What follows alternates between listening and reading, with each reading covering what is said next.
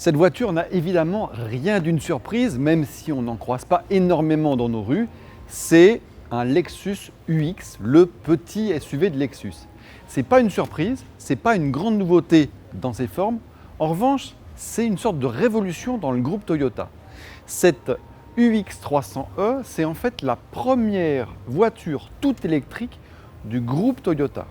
Pourquoi est-ce que en 2020, le groupe Toyota, avec cette Lexus, arrive sur le marché du full électrique?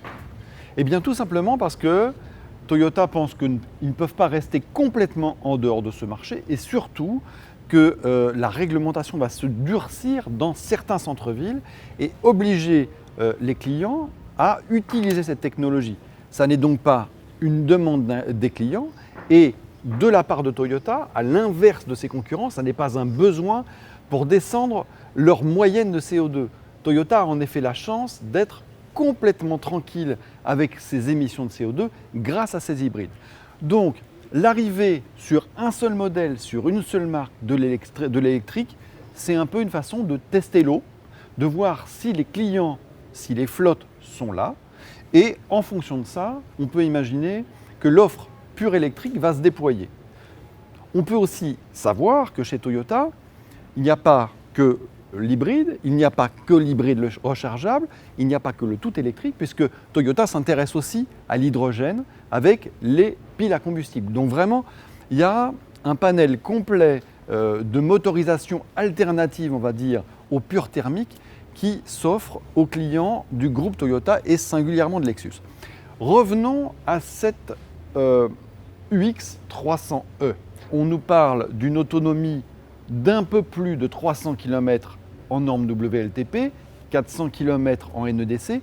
Ça, aujourd'hui, pour 2020 ou début 2021, qui sera le début de la commercialisation de cette voiture, c'est finalement pas extraordinaire. Mais Toyota nous explique aussi que venir avec plus d'autonomie, ça veut dire venir avec plus de batterie, donc plus de poids, plus de prix. Or, déjà, l'estimation tourne autour de 45 000 à 50 000 euros pour ce modèle sans les bonus. On voit bien que l'équation d'un modèle purement électrique est toujours assez difficile. Donc on a 300 km d'autonomie environ, les batteries sont dans le plancher et donc forcément on nous parle d'une précision de conduite qui est liée au fait que le centre de gravité est assez bas. Évidemment, Lexus a beaucoup travaillé sur l'insonorisation, ce qui est essentiel sur une voiture électrique, même si c'est un domaine dans lequel Lexus était déjà très performant de manière naturelle. Au niveau performance, ça n'a rien d'exceptionnel non plus. On nous parle d'un 0 à 100 en 7 secondes 5, donc c'est suffisamment joyeux, pétillant, mais on n'est pas dans les performances d'une très grande voiture de sport. Et puis pour le reste, eh bien, c'est vraiment pour le coup la clientèle qui décidera si le pur électrique a un avenir au sein du groupe Toyota, car cette proposition-là, elle se place correctement sur le marché et à la différence des concurrents, Toyota ne va pas se sentir obligé de pousser à mort la vente des voitures électriques. Ça n'est pas pour le groupe japonais une condition de survie.